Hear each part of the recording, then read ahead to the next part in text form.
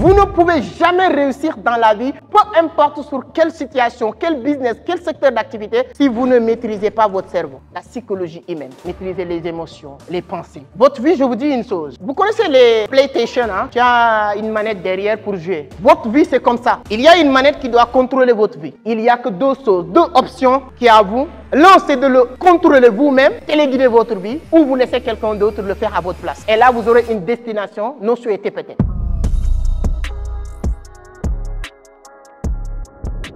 La seule chose qui peut permettre à quelqu'un de contrôler sa propre vie, c'est de maîtriser ce qu'on appelle la psychologie humaine. Et je vais vous donner quelques exemples très terre à terre, très basiques, qui pourra vous permettre de mieux comprendre ce que j'ai en train de vous expliquer. Alors, qui a une fois entendu parler de l'effet Pygmalion? Quelqu'un a une fois entendu parler de l'effet Pygmalion? Non. C'est quoi l'effet Pygmalion? Imaginez-vous tous. Vous avez le même QI intelligence, vous avez le même niveau, vous avez le même diplôme. Vous venez de finir votre étude, comment il s'appelle, primaire peut-être, vous devez entrer au lycée, etc. Vous tous ensemble. Quand vous arrivez, vous avez le même niveau, même moyenne, tout ça. On vous sépare par deux groupes, on met sur deux classes, on appelle ici classe A, ici classe B. On vient vous dire que classe A, classe B, pourquoi vous êtes classe B? On ne vous a pas mis ensemble parce que vous êtes stupide. Parce que vous êtes bête, parce que vous êtes nul, parce que vous êtes moins que rien. C'est pourquoi on ne peut plus vous mélanger avec ces genres de personnes. Et on vient dire ces gens-là, on leur dit que classe A, vous savez pourquoi on vous a séparés? Parce que vous êtes intelligents, parce que vous êtes des génies, parce que vous êtes plus intelligents que les autres. C'est pourquoi on vous a séparés. On appelle un professeur et on dit à cette professeure-là, on dit à cette professeure, voici ces deux groupes. Ces gens-là, ils sont intelligents. Ces gens-là, ils sont stupides. À la fin de l'année, qu'est-ce qui va se passer selon vous? Ce que j'ai en train de vous dire, c'est des tests scientifiques que j'ai en train de vous dire. À la fin de l'année, toutes ces personnes vont avoir des moyens 10 fois supérieurs que ces gens-là. Et même le professeur en tant que tel, quand il va venir enseigner ce groupe, il n'aura pas les mêmes attitudes, il n'aura pas les mêmes comportements, il n'aura pas la même motivation quand il va venir enseigner ce groupe. C'est dans la même école, c'est dans le même truc, bâtiment, c'est les mêmes êtres humains, mais le fait même que la société vous attribue ces places, vous l'acceptez. Donc vous, ce que vous avez aujourd'hui, ce n'est pas ce que vous méritez. Ce que la société vous a attribué et vous l'acceptez. Si vous réussissez à comprendre tous ces éléments, mon cher ami, je peux vous le dire que vous allez réussir dans la vie. Vous-même, vous allez commencer à télécontrôler, téléguider votre vie et vous allez choisir la direction que vous souhaitez. Il y a plusieurs exemples. Regardez. Ça, c'est les êtres humains. C'est la même manière avec les animaux, etc. Si vous prenez exemple, au niveau de l'Inde, on a fait cette expérience. Une petite éléphant qui vient de naître comme ça, on l'attache avec une grosse corde. Il va tout faire pour se détacher, il ne pourra pas. Pendant une semaine, un mois, un an, 2 ans, ainsi de suite. Jusqu'à il devient une grande éléphant comme ça, on l'attache avec une petite corde, il ne cherchera jamais à se détacher. Parce que dans sa tête, il ne pourra jamais. Nous fonctionnons comme ça. Je vous donne un exemple. Moi, j'aime bien taquiner les intellectuels. Tu fais votre cursus, vous êtes spécialisé en comptabilité. Tu sors, on te propose un travail en communication. Tu dis, non, moi je suis comptable. Parce qu'on t'a permis, la société t'a fait croire que toi, si ce n'est pas comptabilité, tu ne pourras pas travailler. C'est faux, mes chers amis. Votre cerveau peut capter plus qu'un ordinateur. L'ordinateur est basé et repéré ou bien fait à la base de cerveau humain. Un ordinateur, plus que tu mets des données, plus qu'il te dit espace insuffisant. Un cerveau humain, plus que tu mets des données, il est plus élargi que tu peux encore mettre des données. Vous n'allez jamais entendre un cerveau humain qui vous dit espace insuffisant. Mais c'est la société qui vous programme comme ça. Ne l'acceptez pas. Ça, c'est de la psychologie humaine. Je donne juste un autre exemple. Il y a des gens qui font médecine ici. Est-ce qu'il y a quelqu'un qui a fait médecine ici? Médecine, très bien. Vous avez entendu parler de placebo. Vous connaissez c'est quoi placebo? Voici c'est quoi placebo, pour vous dire comment notre cerveau fonctionne. Si j'amène deux personnes qui ont les mêmes symptômes, qui sont tombées malades, même truc, même degré, tout ça, vous leur dites, ok, d'accord, on a trouvé les symptômes, on sait pour votre maladie, on a trouvé, il y a un médicament, si tu le prends en 24 heures, tu vas guérir. On dit l'autre, malheureusement, on n'a qu'un seul médicament, toi, tu vas prendre demain. Celui qu'on a dit, tu vas prendre demain, on le donne le médicament, cette boîte où il y a médicament. Mais on le dit que ce n'est pas le médicament, tu vas le prendre demain. Jusqu'à demain, il ne va pas guérir. Celui qu'on a dit qu'on a le médicament, on le donne en verre vide, mais en lui faisant courant. Quand il a bu le médicament, automatiquement, il va se guérir. Ça, je vous parle d'histoire. C'est-à-dire que ce n'est pas c'est scientifiquement prouvé. Allez taper sur Internet pour vous dire comment la psychologie humaine. Qui a une fois acheté, qui a une fois tombé malade, parti à l'hôpital, on te prescrit une dizaine de médicaments, tu pars à la pharmacie acheter et boire tout. Qui? Quand vous buvez deux, vous commencez à guérir et là, vous arrêtez de boire. Qui a une fois respecté tout ça? Tu as acheté en ordonnance de 10 médicaments et tu as respecté tous ces consignes jusqu'à la fin. Qui a une fois fait ça? Personne. Tu as fait ça? Personne. Dès que tu prends deux, et là, on le sait, quand vous partez, je vous dis, hein, elle a fait médecine. Quand vous partez voir un médecin, quand vous le parlez, racontez les symptômes qui vous arrivent, automatiquement, il est dans les dispositions de vous prescrire en ordonnance. Pourquoi il va te mettre dans une table, il va essayer de regarder de gauche à droite, il ne voit rien. Mais c'est juste toi, psychologiquement, tu es guéri à moitié avec ces arts de choses.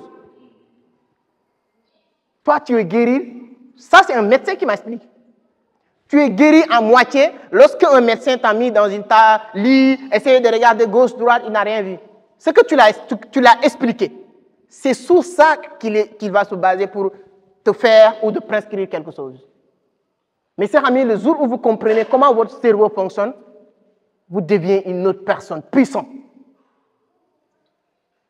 Nos grands-mères, nos arrière-grands-mères, ils sont vécus pendant 100 ans, ils n'ont jamais mis les pieds à l'hôpital.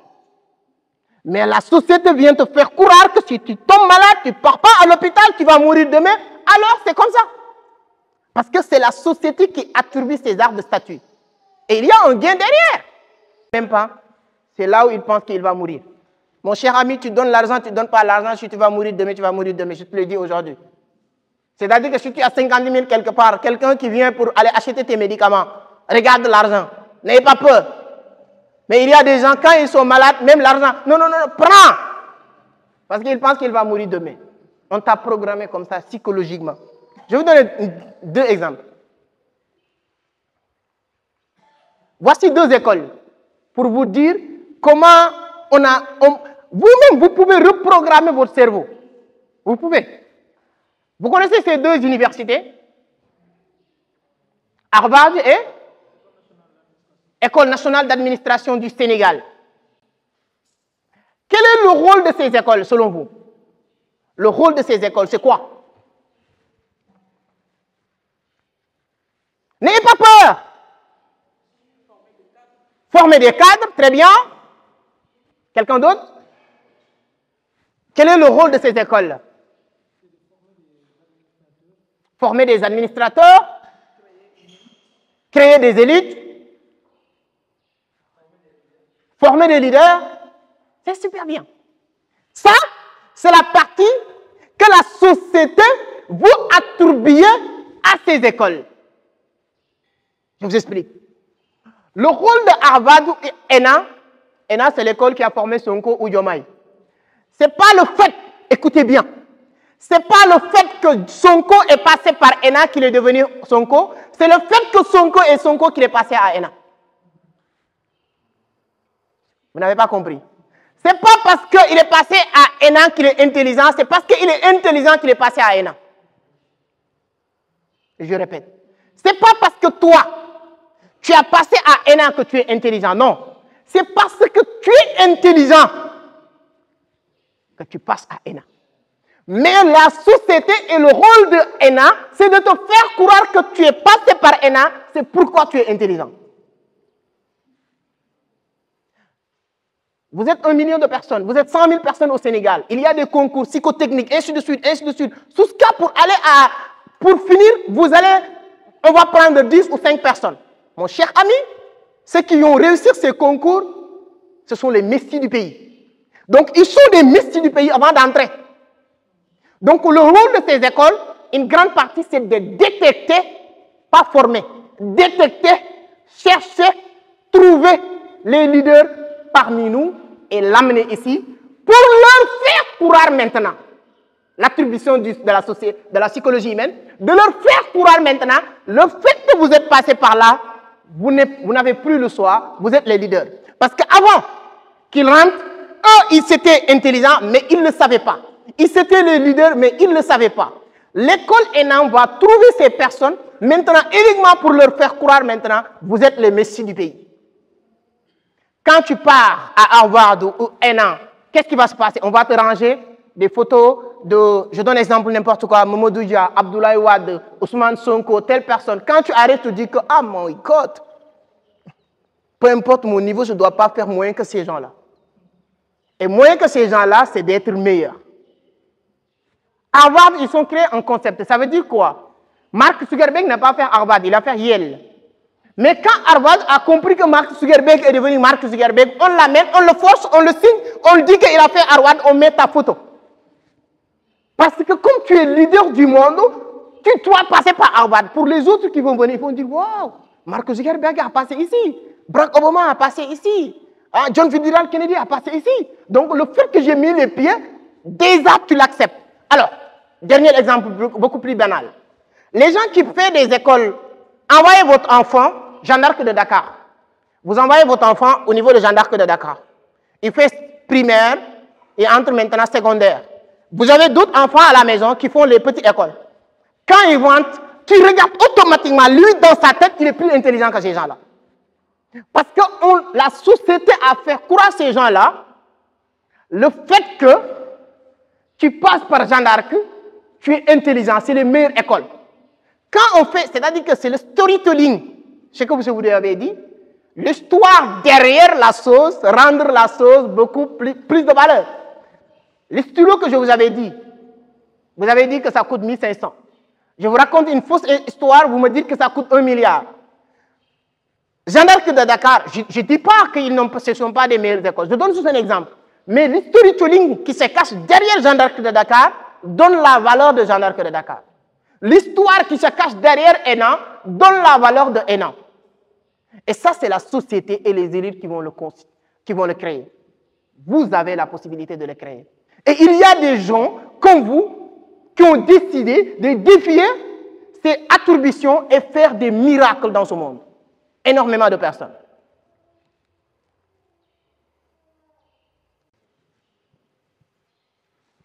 Vous le connaissez, lui? Il s'appelle Michael Jordan. Il est le mentor de tous les basketteurs américains ou du monde aujourd'hui. Il était renvoyé dans son propre club de basket parce qu'on disait qu'il est nul. Ça, c'est l'attribution de la société, vous voyez? S'il acceptait ce que la société dit, qu'est-ce qui va se passer? On ne va jamais entendre parler de lui. Il n'y a pas que lui. Elle s'appelle Jo Caroline. Vous avez une fois entendu parler de Harry Potter? Le livre Harry Potter, lui, c'est l'auteur. Plus de 30 maisons d'édition l'ont dit que non, on ne peut pas éditer votre livre parce qu'il n'a ni les ingrédients, ni ce qu'il faut pour être publié. Allez chercher ce que je vous dis là. Comme mon ami, tu veux vérifier les histoires, ça, ce n'est pas des fausses histoires, tu peux taper sur Google. Ou ChatGPT, hein? Son livre fait partie des livres les plus vendus au monde, comparé avec la Bible ou le Coran. Son livre. Et on l'avait dit que son livre ne peut pas être publié.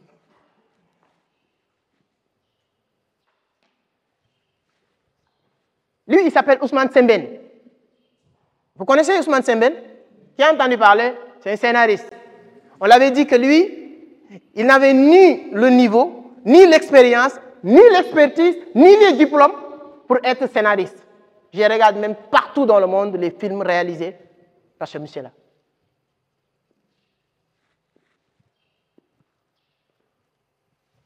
Est-ce que je peux mettre ma photo ici? Vous êtes d'accord? Ok, je mets. Lui aussi, on l'avait dit qu'il n'avait ni le niveau linguistique au départ. Il n'a jamais allé à l'école. Vous vous souvenez, non? Quand il parle, vous sentez qu'il parle ici, là ou là, non? Est-ce que ça lui a empêché d'être la personne qu'il voulait devenir? On lui dit que tu n'as ni le niveau linguistique, ni l'expérience, ni les diplômes pour devenir entrepreneur. Moyen de devenir, encore moins de devenir conférencier. Alors, je ne dis pas que toutes ces personnes, c'est le fait qu'ils sont défiés la statut ou la place que la société voulait leur attribuer qu'ils sont réussis. Non. Mais s'il arrêtait de croire ou de faire parce que la société a dit que vous n'avez pas votre place, on ne connaîtra jamais, jamais l'existence de ces personnes. C'est pourquoi j'ai tiré 2 leçons sur leur expérience.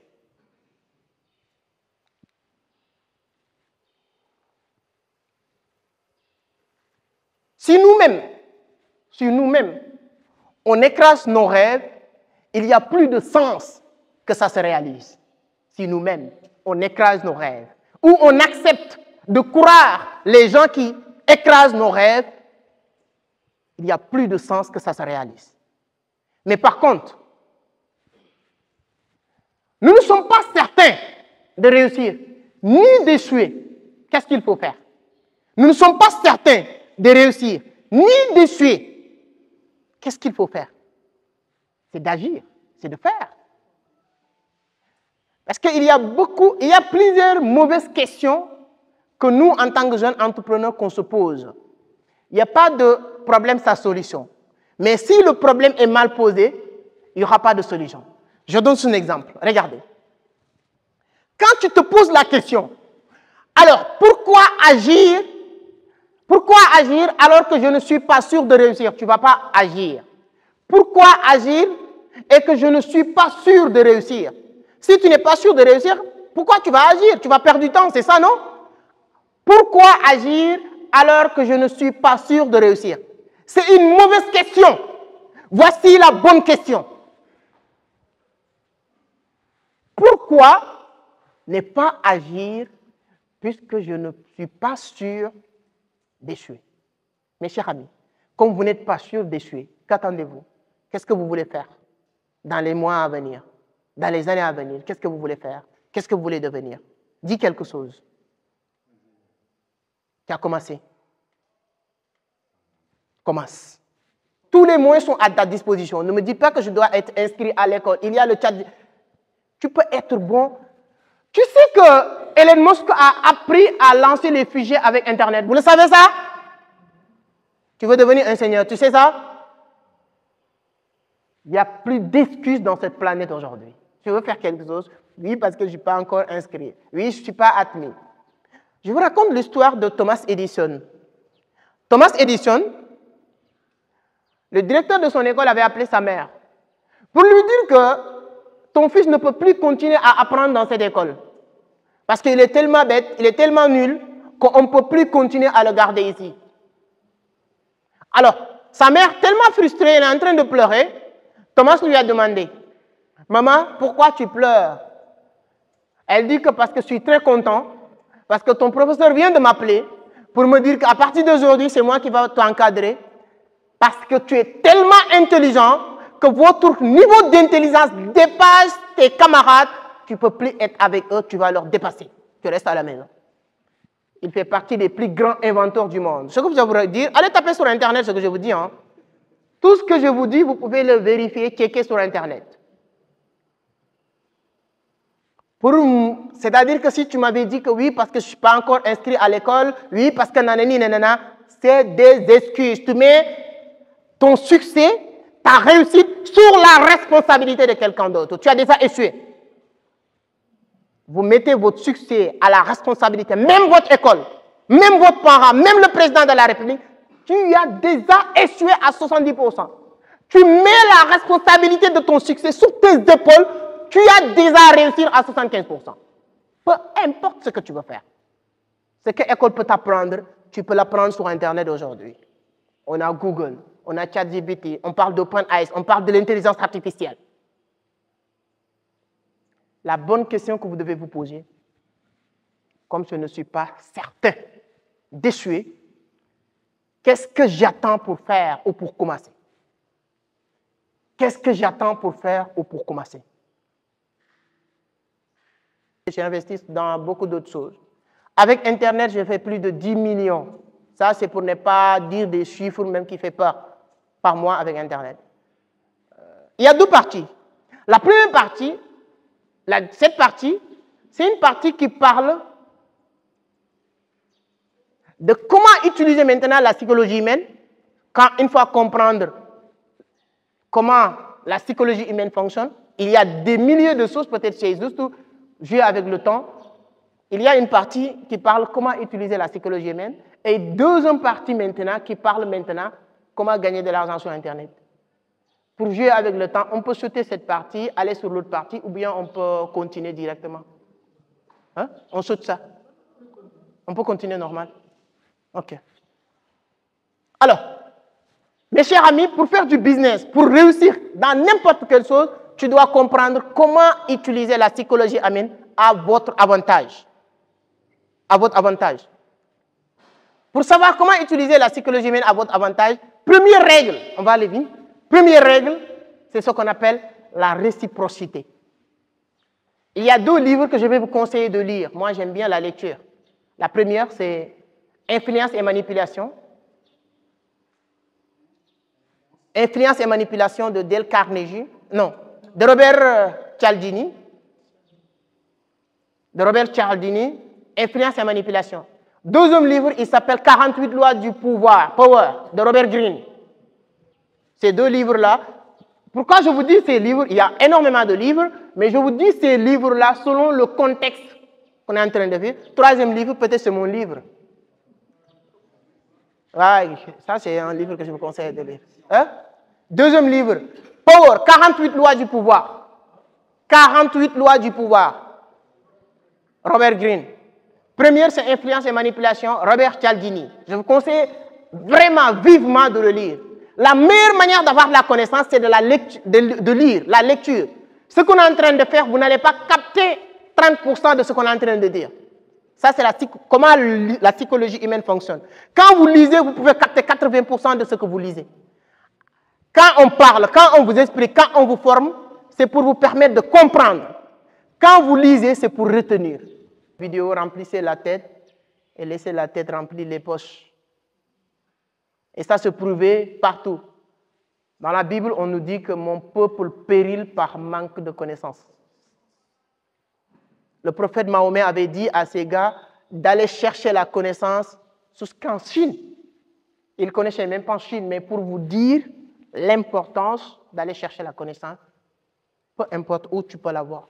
Et aujourd'hui, l'une des meilleures manières de l'avoir, c'est de la lecture, c'est de lire. Donc, ce sont des livres. La réciprocité, comment l'utiliser? Mes chers amis, imaginez, je viens avec cette personne. Je viens lui dire que, salut grand, tu n'as pas de 100 francs pour moi. Il dit quoi? Il y a une forte chance qu'il me dit non, même s'il a 100 francs. Imaginez, je viens lui dire, mais mon grand, comment tu vas? Je te reconnais, toi, tu n'es pas Abdou. C'est comment le nom? Momar. Mais toi, tu ressembles vraiment avec un de mes gars. Il s'appelle... Ah bon? On va échanger de numéro. Comment tu vas? Tu es d'ici? Ici, c'est quel quartier? Ici, c'est quel quartier? Tu ne connais pas ce quartier? Ah, donc tu es aussi invité comme moi ici? Ah, ok, d'accord. Tu rentres où? Fatigue. Ah, ok, d'accord, Fatigue. Hein? Tu parles bien sérère? Tu n'es pas sérère? Ah, la plupart du temps, les Fatigues sont des sérères. Hein? Ah, moi, je dois aller ici. Tu n'as pas 100 francs avec toi ici. Je vais acheter du café ici. Sur les deux versions, là où il peut avoir... sur quelle version que tu as pris de sens d'avoir 100 francs? C'est ça qu'on appelle la réciprocité. Alors, qui est un vendeur ici? Vous vendez quoi ici? Qui est un vendeur? On prend exemple sur nos mamans. Qu'est-ce que vous vendez? Des pommades. Si moi, je viens te dire, bonsoir maman, cette pommade, ça coûte combien? Tu me dis quoi? 1000. Mauvaise vendeur. À partir d'aujourd'hui, ne dis plus jamais ça. Donc, leçon du jour, toi, si tu rentres, vous allez exploser votre commerce parce que vous allez changer cette méthode. Si moi, je viens vous dire, OK, quelqu'un peut venir me dire ce que je viens de lui dire. Comment tu vas répondre désormais? Quelqu'un peut venir me demander, cette pommade, ça coûte combien? Quelqu'un peut demander. Dis-moi. Cette pommade, ça coûte combien? Ah, comment tu vas? Toi, tu transpires, tu viens d'où? Créer une connexion. Ah, tu viens d'où? Tu es loin d'ici? Oui, c'est trop marché. Ah bon? Ok, d'accord. Comment tu vas? C'est comment le nom? César. César. Ok, d'accord. Tu utilises ces pommades tout le temps? Oui, très souvent. Ok, d'accord. C'est bon, non? C'est efficace? C'est efficace. Ok, d'accord. Ah, moi, c'est la première fois que je t'ai vu ici. Donc, ah, tu vois.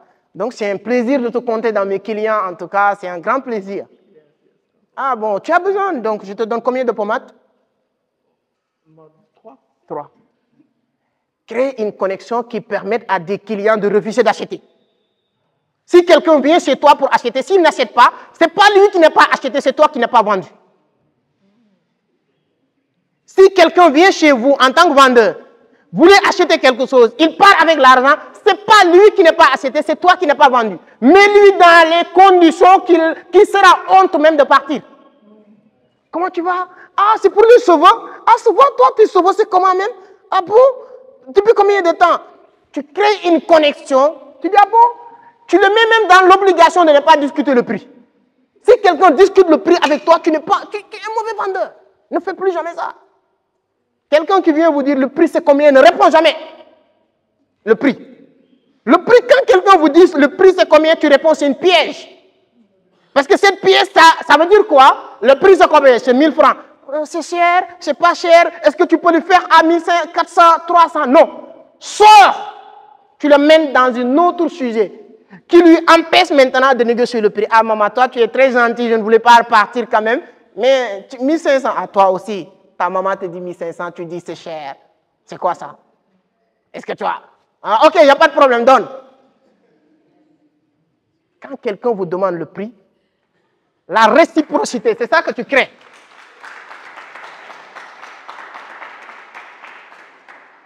Vous êtes intéressé à notre produit. Donc toi, chaque produit est là pour régler un problème. Notez, chaque produit est là pour régler un problème. Votre rôle, c'est de chercher à connaître le problème. Si tu peux aggraver le problème, tu l'aggraves. Sous ce cas, la personne te demande la solution. Tu vends quel genre de produit? Donne-moi un exemple. N'importe quel produit. C'est quel genre de produit que tu vends en ligne? Donne-moi un exemple. Des sacs. Des sacs. Pour les hommes, pour les dames. Quelqu'un qui t'envoie un message, tu l'appelles. Un monsieur, tu dis, bonjour monsieur Saher, comment tu vas? Monsieur, comment vous allez? Vous allez bien? Ah, tu vas acheter cette sac? C'est pour... Attends, moi, tu sais, je donne des conseils. Tu sais, je ne suis pas uniquement quelqu'un qui veut vendre les gens. Je donne des conseils. Tu veux l'acheter pour ta femme ou pour un cadeau pour ta femme ou bien pour ta soeur? Donne-moi juste la personne que tu vas acheter cette sac pour que je puisse mieux vous orienter. Souvent, moi, si même je n'ai pas ce qui correspond avec vos besoins, je vais te suggérer autre chose. Tu leur permets de s'ouvrir. Ah oui, je l'achète pour ma femme. Ah, j'aime bien ça. J'aime les hommes qui achètent des cadeaux pour leurs femmes. Mon cher ami, toi, tu es mon ami.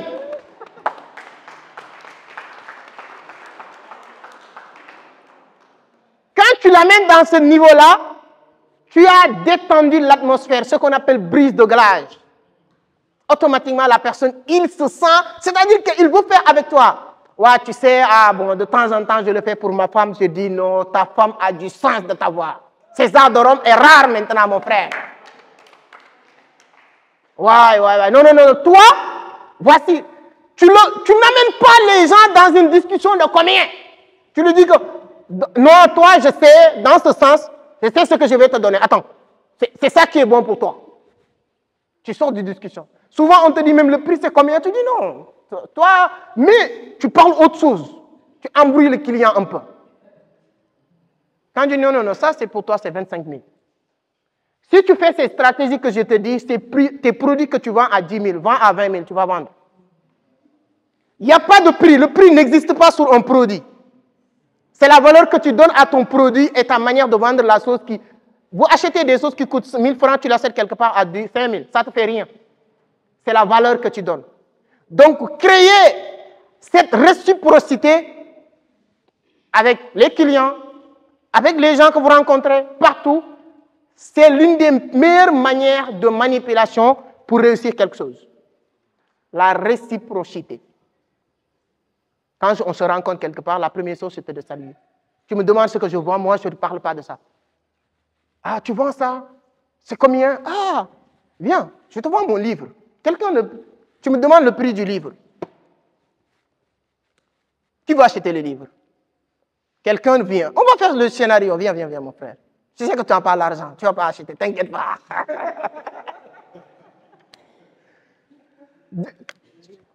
Hein? Ça coûte combien? Quoi? Ah, mon frère. Toi, tu lis? Tu aimes la lecture? Je te salue, mon frère. C'est rare de voir actuellement avec les réseaux sociaux, les gens passent tout leur temps à se connecter H24 sur des sources inutiles. Voir quelqu'un qui aime la lecture, c'est très rare. Quels sont votre dernier livre, c'est quoi? Moi aussi, j'adore la lecture. Quel est le dernier livre que tu as lu? Moi, mon dernier livre, c'est Une suite longue lettre. Une suite longue lettre. De Mariam Oba? L'histoire de Ramatoulaye? Mon frère! Tu es mon ami? Ah bon? Donc toi, on a des points communs, mon frère. Ah bon? Oui. J'adore la lecture. Je lis, je bouffe les livres, moi. S'il y a une seule chose que je suis prêt à payer à n'importe quel prix, vous savez c'est quoi? Les livres. Félicitations. Donc je vais te dédicacer le livre. Toi, tu connais. Toi et moi, on est dans le même niveau. On connaît les livres. Les livres n'est pas de... Moi, j'aime pas même souvent qu'on parle du prix du livre. Je déteste. Parce qu'un livre n'a pas de prix. Est-ce que tu es d'accord avec moi? Parce que la connaissance que tu peux mettre dans ta tête là, je peux te dire que tu achètes un pizza à 15 000, tu le manges, tu pars à... Si, hein, je te dis la vérité. La seule chose qui reste dans ta tête, c'est le livre. Non, tu le prends avec ce que tu as. Mais combien? Toi, donnez ce que tu as. Parce que toi, on a beaucoup de points communs, tellement que je ne vais pas te parler de ça. Je le vends à 20 000, mais toi, je te fais ça à 10 000. Je te fais votre nom pour le dédicace. Momar Cham. Momar Cham. D'accord, tu payes combien? Comment? 20 000. Tu payes? Ok, d'accord, paye.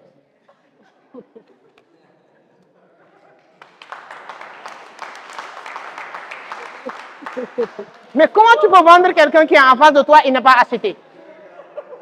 Comment toi tu peux vendre quelqu'un qui est en face de toi et la personne n'a pas acheté? Tu ne connais pas le business. C'est pourquoi les gens qui font des théories du business, il y a des gens qui viennent dans mon bureau, je fais commerce international, il ne sait même pas parler. Il ne sait même pas vendre lui-même, il ne sait même pas se vendre. On est en face, tu veux acheter, tu ne sors pas, mon frère. Tous les cases seront fermés, tu achètes, tu pars. On se dit à la prochaine. Première règle, c'est la réciprocité.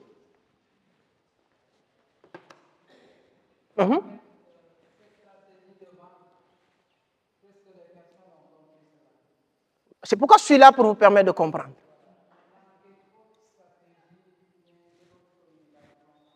Comme je t'ai dit, je voulais sauter plusieurs choses. Il y a énormément de choses. Quand tu vends, si tu ne vends pas, je le dis haut et fort, ce n'est pas les gens qui n'ont pas acheté, c'est toi qui n'as pas vendu. Parce que ce que tu vends, les gens l'achètent, non? C'est toi qui n'as pas vendu. Les gens qui ne t'écoutent pas, c'est toi qui ne donnes pas la possibilité de t'écouter. Tout le monde t'écoute. Un vendeur, pour partir sur, il y a plusieurs points, un vendeur c'est un médecin. Quand vous arrivez chez un médecin, qu'est-ce qu'il fait? C'est d'écouter pour connaître votre problème. Quand il connaît votre problème maintenant, il pourra te prescrire en ordonnance que tu vas acheter obligatoirement. Si moi je connais ton problème, je te prescrire mes services, tu l'achètes obligatoirement. Peu importe le produit que vous vendez ici, vous me donnez le produit, tu es en face de moi, tu l'achètes. Ça c'est sûr. Première règle de ça, donc il y en a énormément, mais je vous dis la réciprocité. Créer cette réciprocité avec le client qui t'appelle, allô? Oui, j'ai vu votre annonce sur Facebook, vous vendez des produits, tant. Ah, comment tu vas mon cher ami?